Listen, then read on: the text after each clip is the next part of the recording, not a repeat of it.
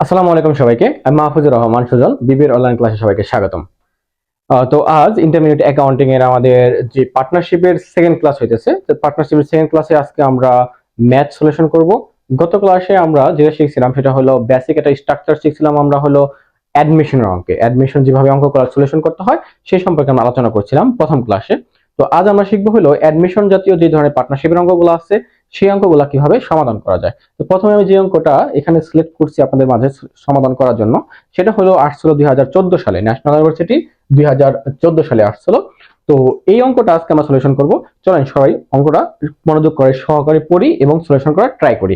আপনারা স্ক্রিনে দেখানো যেই ম্যাথটা আছে সেখান থেকে দেখতে পারেন, অথবা আপনাদের যে বইটা আছে আপনাদের বই বের করে 2014 সালের উপতুপু অঙ্কটা বের করতে পারেন। ঠিক আছে?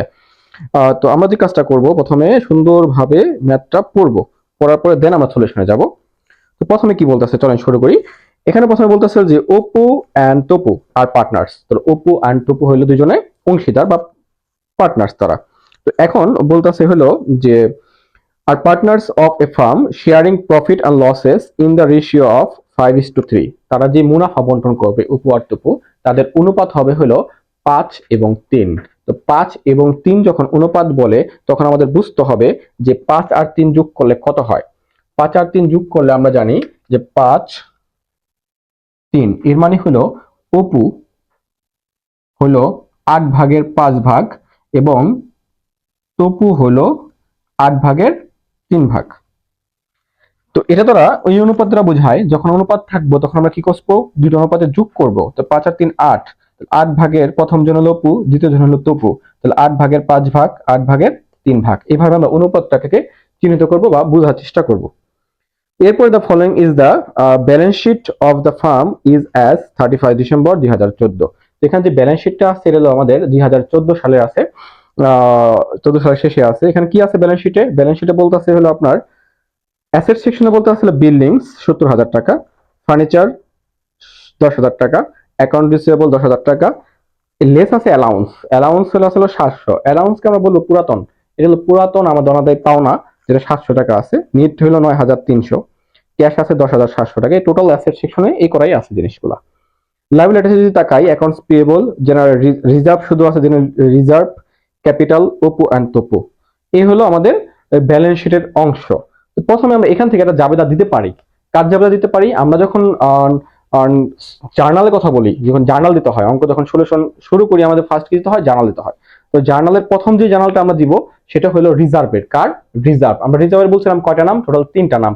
আর রিজার্ভে 3টা নাম না, প্রথম 3টা নামে জাবেদা দেওয়া যায়। প্রথম হলো জেনারেল রিজার্ভ, তারপর হলো profit and loss account, then income statement. এগুলো যদি আমরা পাই লাইবিলিটি সেকশনে, তাহলে ফার্স্ট অফ অল এই জাবেদাটা আমরা আগে দেওয়ার চেষ্টা করব। তাহলে আমরা যেহেতু যে রিজার্ভটা পেয়ে গেছি, তো রিজার্ভের জাবেদা সর্বপ্রথম দিব।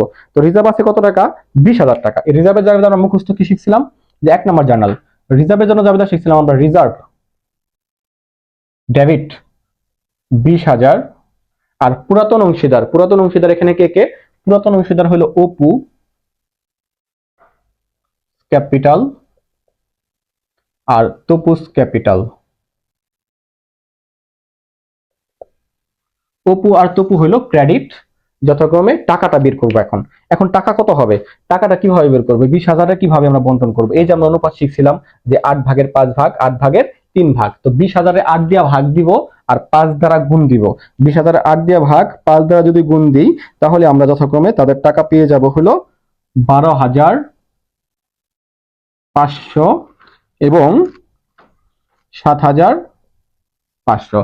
তো 20,000 8 দিয়া ভাগ 5 দ্বারা গুণ, 20,000 8 দিয়া ভাগ 3 দ্বারা গুণ, যথাক্রমে তাদের টাকা বন্টন হয়ে গেল। এরপরে নিচে কি বলছে চলেন যাই। অন 1 জানুয়ারি 2015, জানুয়ারির 1 তারিখে Dipu was taken into partnership on the following terms. কাকে বিজনেসে আমরা ইন করলাম? দীপুকে। তাহলে অপু আর তপু দুজনে মিলে বিজনেস রান করতেছিল, ওই বিজনেসে নতুন করে আরেকজন পার্টনার নিল, তার নাম হলো দীপু। এর কারণে আমরা এই অঙ্কটাকে বলবো অ্যাডমিশনের অঙ্ক, অর্থাৎ আগমনের অঙ্ক। 1 নম্বর যেটা বলতেছে যে কি কি আনছে, সে আনছিল হি উইল ব্রিং ইন টাকা 15,000 এজ এ ক্যাপিটাল। তো সে কি করলো? 15,000 টাকা মূলধন বাবদ আনলো। কেরা? দীপু আনলো 15,000 টাকা মূলধন বাবদ। অ্যান্ড 6,000 টাকা অ্যাজ গুডউইল, এবং সুনাম বাবদ আনলো 6,000 টাকা।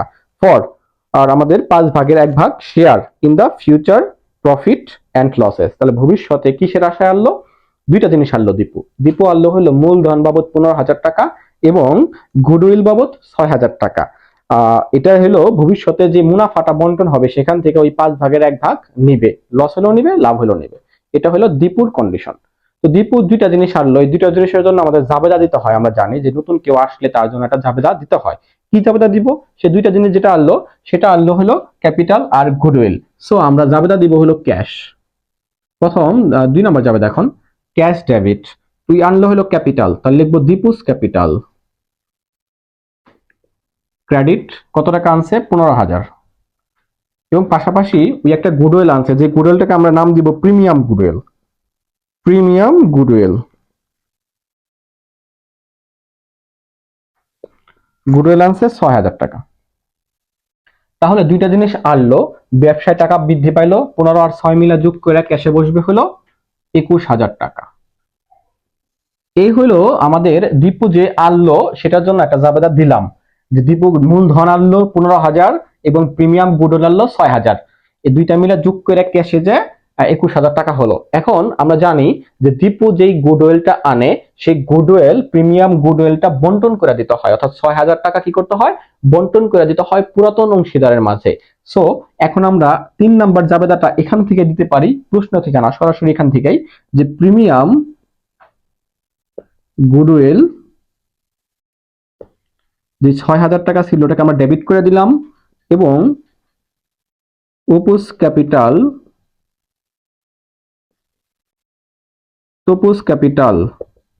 ক্রেডিট করে দিলাম। 6,000 এখন বন্টন করতে হবে আবার কোন অনুপাতে? সেম অনুপাতে, 8 ভাগের 5 ভাগ, 8 ভাগের 3 ভাগ। তো ভাগ করে দিলে হইব 3,750, 2,250। এইভাবে আমরা জাবেদাটা শেষ করলাম।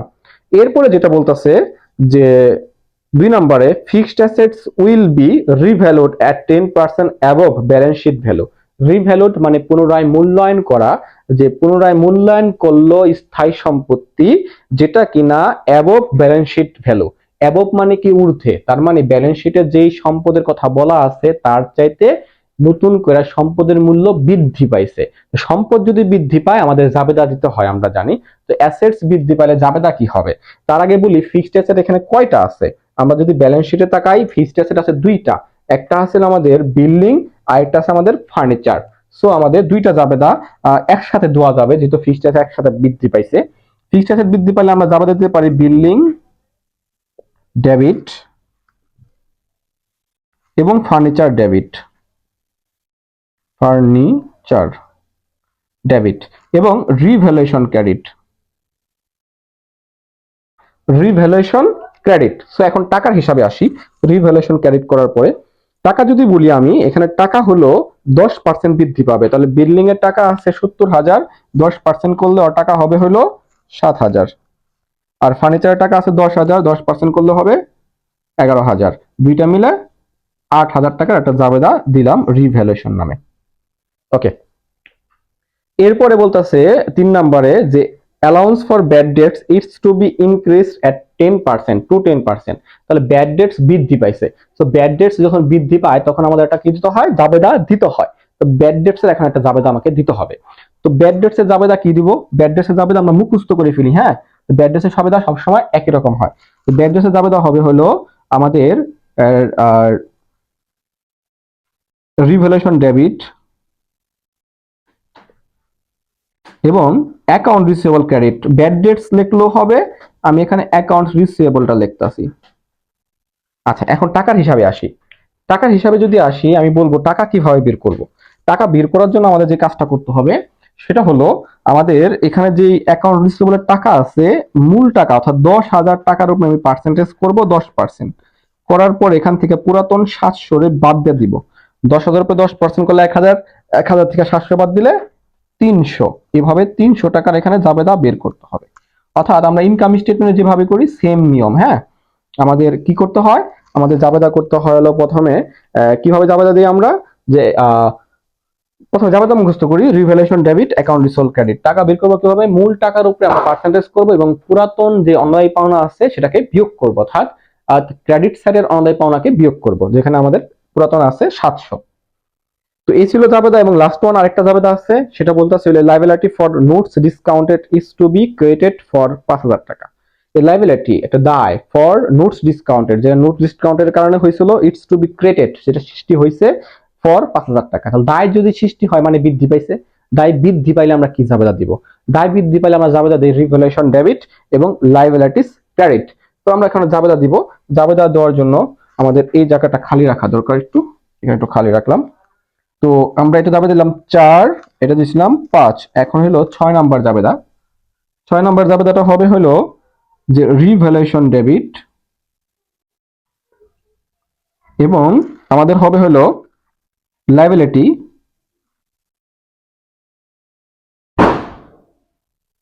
লাইবিলিটিস ফর নোটস ডিসকাউন্টেড, হ্যাঁ, ফর নোটস ডিসকাউন্টেড।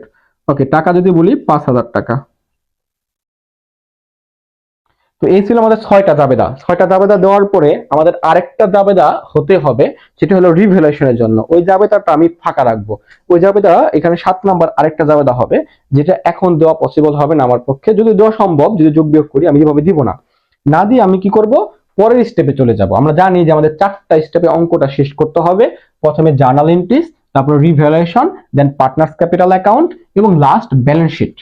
এই 4টা স্টেপে আমাদের অঙ্ক শেষ করতে হয়। তো ফার্স্ট আমি কি করছি, জার্নাল করছি, জার্নালগুলো করলাম। জার্নাল কি কি করলাম আরেকবার রিভিশন দেখে, জার্নালটা ইম্পর্টেন্ট। প্রথম হইলো আমাদের রিজার্ভের জাবেদা, রিজার্ভ ডেবিট, অপুতপু ক্রেডিট, পুরাতন অংশীদার। তারপরে আমরা দিয়েছিল দীপুর জন্য, দীপু যে বিজনেসে আসলো, ওই দুইটা জিনিস নিয়ে আসে নরমালি। একটা হলো ক্যাশ টাকা আনবো ক্যাপিটাল বাবদ, আর একটা হলো গুডউইল আনবো, এটাও নগদে আনে।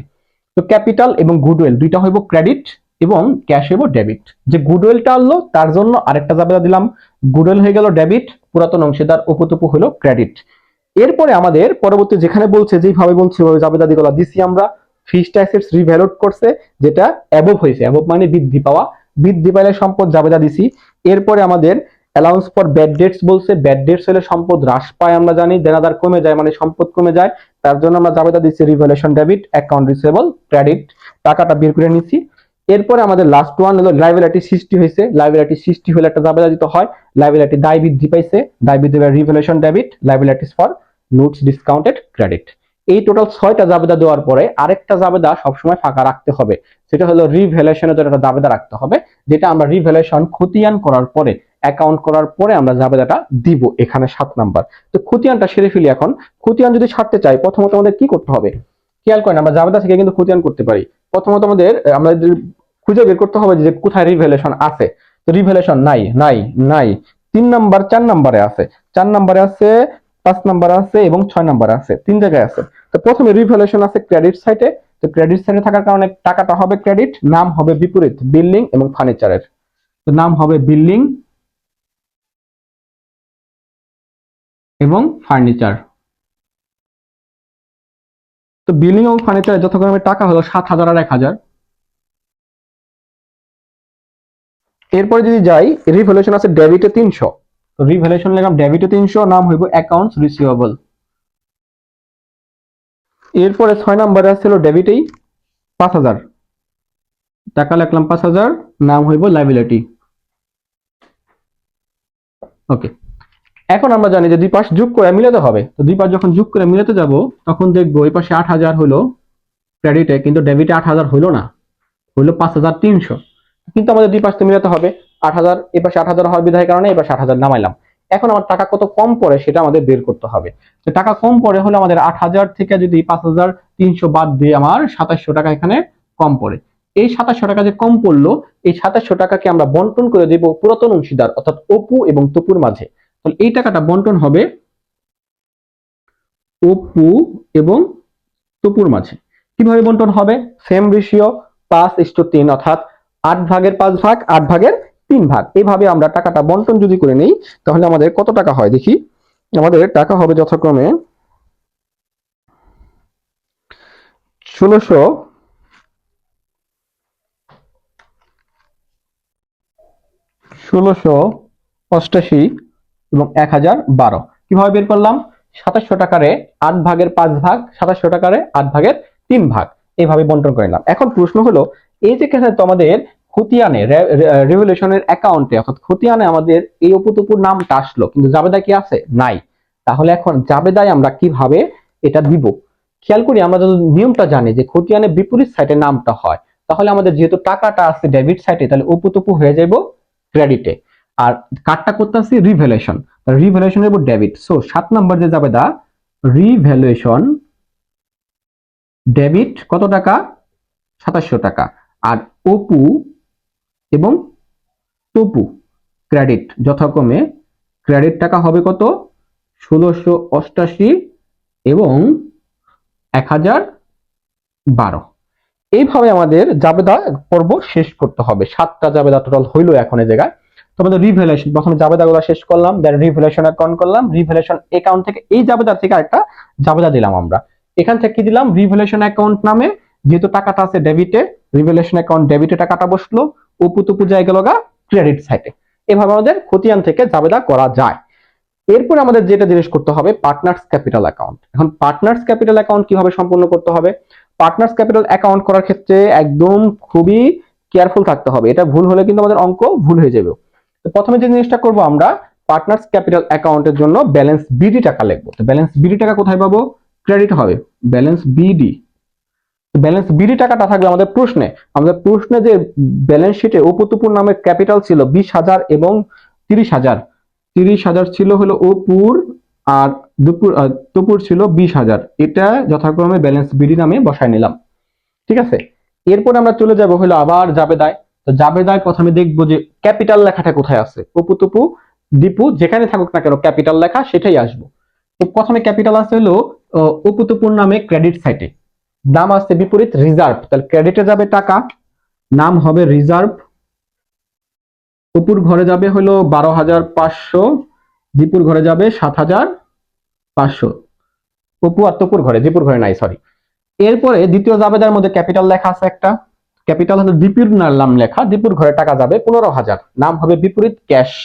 তাহলে নাম আমরা লিখবো ক্যাশ, শুধুমাত্র দীপুর ঘরে যাবে 15,000। এরপরে আমরা চলে যাব হলো 3 নাম্বার। 3 নাম্বারের মধ্যে দেখা যাচ্ছে অপু আর তপু আছে, ক্যাপিটাল আছে যথাক্রমে ক্রেডিট সাইটেই আছে, নাম আছে বিপরীত প্রিমিয়াম গুডউইল। তো যথাক্রমে 3750 এবং 2250। এরপরে নাই, 4 নাম্বারে নাই, 5 নাম্বারে নাই, 6 নাম্বারে নাই, 7 নাম্বারে আছে। 7 নাম্বারে অপু আর তপু আছে কোথায়? ক্রেডিটে, নাম আছে রিভ্যালুয়েশন। তো এটাও ক্রেডিটে বসবে, নাম হবে রিভ্যালুয়েশন। যথাক্রমে টাকা বসবে, টাকা হলো 1688 আর হলো 1012। তো শেষ আমাদের, আর কোথাও যাবে দায় কিছু নাই। এখন আমাদের যোগ করার পালা। এখন যদি আমরা যোগ করি তাহলে টাকাগুলা কত আসে চলেন সেটা দেখে নেই। তো প্রথমে টাকা আসবো হলো 47,938। এরপরে টাকাটা আসতেছে আমাদের 30,762 এবং পরেরটা তো 15,000। সেম টাকা আমাদের ক্যারিটে টাকাটাই আমরা ডেবিটে বসাই দিব। 47,938, 30,762 এবং 15,000। এখন আমরা ব্যালেন্স বিডি লিখবো। তো উপরে যাবে ব্যালেন্স বিডি, ব্যালেন্স বিডি। তো বিডি যথাক্রমে 47,938, 30,762 এবং 15,000। আমাদের শেষ হলো, এটা হলো আমাদের পার্টনার্স ক্যাপিটাল। তো পার্টনার্স ক্যাপিটাল খুবই ইজি, সেম ভাবে একটা খতিয়ান সিস্টেম। প্রথমে ব্যালেন্স বিডিটা বসাবো, এরপরে জাবেদা থেকে যেখানে ক্যাপিটাল আছে, যেভাবে ক্যাপিটাল আছে ওই টাকা বসাবো, নাম তার বিপরীতটা দিব, মানে খতিয়ান, জেনুইন খতিয়ান সবগুলা যোগ করব, যোগফলটা ডেবিটে বসাবো, ডেবিটেরটা এইখানে ব্যালেন্স বিডি হিসাবে রেখে দিব। বাস, আমাদের পার্টনার্স ক্যাপিটাল শেষ। এখন আমরা যে কাজটা করতে হবে, মূল যে কাজটা আমরা করতে চাইতেছি সেটা হলো নতুন একটা ব্যালেন্স শিট রেডি করতে চাইতেছি দীপু সহ। তো দীপু সহ নতুন একটা ব্যালেন্স শিট আমি রেডি করতে চাইছি। ব্যালেন্স শিটটা আমি এভাবে সাজাইছি, আপনারা এভাবে না সাজাইয়া খতিয়ান স্টাইলে করতে পারেন, অর্থাৎ ডেবিট ক্রেডিট করে করতে পারেন, এক সাইডে অ্যাসেটস এক সাইডে লায়াবিলিটিস। তো আমার যেহেতু জায়গা নাই আমি এভাবে আপনাদের দেখা যেতেছে পুরো অঙ্ক স্বার্থে। তো প্রথমে আমাদের অ্যাসেট সেকশনে যদি যাই, আমাদের পুরাতন অ্যাসেট গুলো থেকে আমরা মূলত করার চেষ্টা করব। তো পুরাতন অ্যাসেট গুলো থেকে করার চেষ্টা করি। প্রথমে আমাদের কি ছিল? 1 নম্বরে আগের অঙ্কে ছিল হলো আমাদের বিল্ডিং, রাইট? তো বিল্ডিং ফার্স্ট দিলাম। তো বিল্ডিং আগে কত ছিল? আমাদের আগে ছিল 70,000, ভালো মতো খেয়াল করেন। তো সম্পদের ক্ষেত্রে জাবেদায় যদি ডেবিট হয় যোগ হবে, আর ক্রেডিট হলে বিয়োগ হবে। বিল্ডিং আগে ছিল 70,000, জাবেদার ভিতরে বিল্ডিং আছে কোথায়, এই যে কোথায় আছে, ডেবিটে আছে, তো যোগ হবে। তো যোগ হবে কত, 7,000, কত হলো 77,000। 2 নাম্বার আসলে ফার্নিচার, ফার্নিচার আগে ছিল 10,000, এরপরে আমাদের এটাও বৃদ্ধি পাইছিল, ডেবিটে ছিল 1,000, সো বৃদ্ধি পাইছে 1,000। যেটা বললাম যে অ্যাসেটের ক্ষেত্রে জাবেদায় যদি ডেবিট থাকে তাহলে যোগ হবে পুরাতনটার সাথে, আর যদি ক্রেডিট থাকে তাহলে বিয়োগ হবে। তো বিল্ডিং ফার্নিচার দেওয়ার পরে আমাদের পরবর্তী কি আছে, পরবর্তী আছে আমাদের সরি, পরবর্তী আছে অ্যাকাউন্ট রিসিভেবল। আচ্ছা, অ্যাকাউন্ট রিসিভেবল যেটা আছে, অ্যাকাউন্ট রিসিভেবল ছিল হলো এখানে একটা ব্যাপার আছে, 3 নাম্বার, হ্যাঁ একটু কেয়ারফুল থাকতে হবে। অ্যাকাউন্ট রিসিভেবল কিন্তু 9,300 ছিল, আমাদের নিট যেটা সেটাই নিতে হবে 9,300, 10,000 না, যেটা আমাদের বাদ দেওয়ার পরে। এরপর আমরা দাবেদা দেখবো যে কোথায় আছে, অ্যাকাউন্ট রিসিভেবল ক্রেডিটে আছে, ক্রেডিট থাকলে কি করতে হয়, বিয়োগ করতে হয়। আমি বলছিলাম সম্পদের ক্ষেত্রে, তাহলে 300 বিয়োগ হবে, এখন হবে 9,000। এরপরে আমাদের কি আছে, এরপরে আমাদের আছে হলো আপনার আর কিছু আছে, ও ক্যাশ আছে একটা, ক্যাশ। তো 4 নম্বরে সম্পদের ক্ষেত্রে নাম লিখবো ক্যাশ। ক্যাশ আগে ছিল কত, 10,700। এবার জাবেদায় কোথায় আছে ক্যাশ, এই যে ক্যাশ আছে জাবেদায় 21,000, তো জাবেদায় 21,000 যোগ হবে, ডেবিটে আছে, তো যোগ হলে হবে হলো 31,700। এবার এই দুইটা টাকা আমরা কি করব, যোগ করব। তো যদি যোগ করি সবগুলো টাকা, অ্যাসেট সেকশন শেষ হয়ে যাবে আমাদের, অ্যাসেট সেকশনের যোগফল হবে 1,28,700, 1,28,700। অ্যাসেট সেকশন শেষ। এবার আমরা লিখবো লায়াবিলিটি সেকশন। তো লায়াবিলিটি সেকশনের ভিতরে আমাদের প্রথমে কি ছিল সেটা আমরা খুঁজে বের করব। প্রথমে আমাদের যেটা ছিল লায়াবিলিটি সেকশনে, আমাদের প্রথমে ছিল অ্যাকাউন্টস পেয়েবল। আমাদের অ্যাকাউন্টস পেয়েবল আমরা লিখলাম এক নাস্ট অ্যাকাউন্টস পেয়েবল। অ্যাকাউন্টস পেয়েবল টাকা ছিল 10,000। এখন প্রশ্ন হলো, সরি 10,000 নাকি, দেখি তো 30,000। Accounts payable 30,000। আমাদের জাবেদা কোথাও অ্যাকাউন্টস পেয়েবলে কাজ করছি, না করি নাই, 7টা জাবেদার ভিতরে কোথাও অ্যাকাউন্টস পেয়েবল নাই, তাহলে যাদাই ছিল 30,000 সেটাই আছে। 2 নাম্বার ছিল আমাদের রিজার্ভ। তো রিজার্ভ কিন্তু আমরা জাবেদা দিয়ে দিছি, তো রিজার্ভ ছিল এখানে ক্রেডিট, আমরা দায়ের ক্ষেত্রে উল্টা বলবো, এই ক্ষেত্রে ডেবিট হবে বিয়োগ, ক্রেডিট হবে যোগ। তো এখানে আছে কত, 20,000, আমাদের জাবেদা আছে কোথায়, এই যে ডেবিট আছে 20,000, তো এটা একটা ক্রেডিট ব্যালেন্স, ডেবিট থাকলে বিয়োগ করে দিলে কি হবে, নীল হয়ে যাবে, 20,000 থেকে 20,000 চলে গেলে নীল, রিজার্ভ আর আসতেছে না। এরপরে আমাদের মনে রাখবো এইভাবে, রিজার্ভ আসবে না, রিজার্ভ আসবে না। এরপরে আমাদের ক্যাপিটাল আছে, তার মানে শেষ অঙ্ক আমাদের, এখন ক্যাপিটালটা দিব, 2 নাম্বার নাই, আমরা লিখবো ক্যাপিটাল। তো ক্যাপিটাল লেখার পরে এখানে 3 জনের নাম আসবে, অপু, তপু আর দীপু। তো ওদের টাকা কত কত, আমরা ব্যালেন্স, যে আমাদের ব্যালেন্স বিডির টাকা, এই টাকাটা আসবে, ব্যালেন্স বিডির টাকাটা আসবে। তো ব্যালেন্স বিডি ছিল 47,938, 30,762 এবং 15,000। এই সবগুলা যদি যোগ করি, সবগুলা যোগ করলে আমাদের টাকা আসতেছে হলো 93,700। আর এই সবগুলা যোগ করলে যথাক্রমে 1,28,700 আমাদের কি হয়ে গেল গা, আমাদের মিলে গেল, যেটা মিলল হলো অ্যাসেট সেকশনের সাথে লায়াবিলিটি সেকশন। এভাবে আমাদের অঙ্ক শেষ করতে হয়। আমি সংক্ষিপ্তভাবে বলতেছি আরেকবার, জাবেদার প্রথম আমাদের এই অঙ্কের প্রথম স্টেপ হলো জার্নাল করা, তারপর আমাদের রিভ্যালুয়েশন অ্যাকাউন্ট করা, পার্টনার্স ক্যাপিটাল করা এবং সর্বশেষ ব্যালেন্স শিট রেডি করা। এই ছিল আমাদের অঙ্ক। আশা করি আপনাদের জন্য হেল্পফুল হবে এই অঙ্কটা যদি সলিউশন করতে পারেন। সামনে সবগুলো অঙ্ক সেম নিয়মে করা যায়। তো এই অধ্যায়ের এটা হলো প্যাটার্ন অঙ্কের, প্র্যাকটিস করবেন বেশি বেশি, আর আমাদের সাথে থাকুন। নেক্সট ক্লাসে ইনশাআল্লাহ আবার দেখা হবে। আল্লাহ হাফেজ।